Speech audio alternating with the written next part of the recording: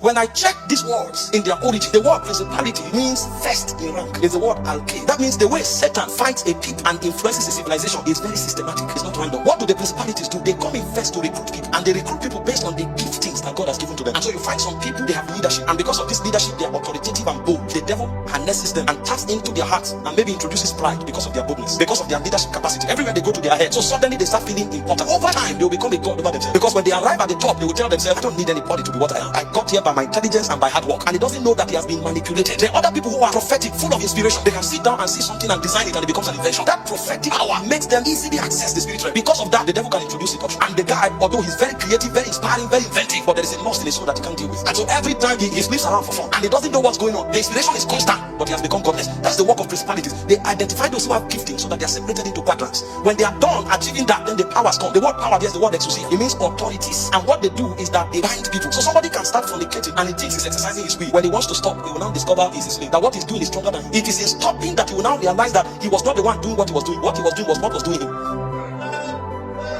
Somebody may begin by stealing, and then he wants to stop. He now discovers it's impossible to steal. Somebody may begin with alcoholism. Until a point comes, he can't even focus on his destiny anymore. And then from alcohol, he goes into hard drugs. And then he becomes an addict. And then you tell him to stop. He tries, he can no longer stop. He will now discover that a power has taken hold of his soul. Now he's not just doing something he likes, he's a slave of that act. And when the power gets you, then spiritual wickedness comes. Spiritual wickedness are the ones that afflict men. After they have used you to achieve what they want, they now afflict you. They leave you with a disease. They leave you with destruction. So you discover that which you began that was full of pleasure, the end of it is death. That's why I said there's a way that seemeth right unto a man. He said the end is destruction. Those are the rulers of darkness. And then you have spiritual wickedness in heavenly places. Oh my God. These ones will make you a waste in your generation. If you escape the third one, the fourth one will afflict you. These are the spirit that controls territories. And so you can have a president who is very smart and inventive, for they put corruption in his soul. You can have a leader who is very smart and inventive, for they put godlessness in him. And although during his reign there was a lot of innovations, but there's no more God in the land. They bring policies that makes it impossible for God to be worshipped, or they sponsor things that makes the next generation forget God. And then you are wondering, when did we decline spiritually? Spirits participated in the civilization. Paul is saying there's a level you grow to that to become part of God's army to exercise his government. If you get to the level where you can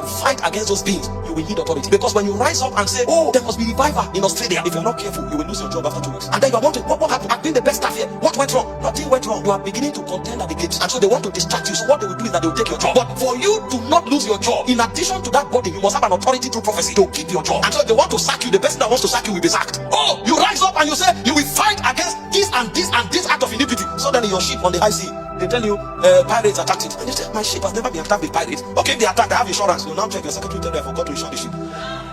You have worked with me for 25 years. How did you forget? A spirit whispered into her ears. When she was supposed to insure it, she slept. These are manipulation in the heavenly places. But if you have power, you will insure that ship yourself that week. Even you won't know why. And then when your secretary say I forgot, you say you are lucky I insured it. Because you may just be driving and you hear, go and insure the ship. And they will turn and insure. You won't know why. It's a power. And so everyone who must advance kingdom must have authority.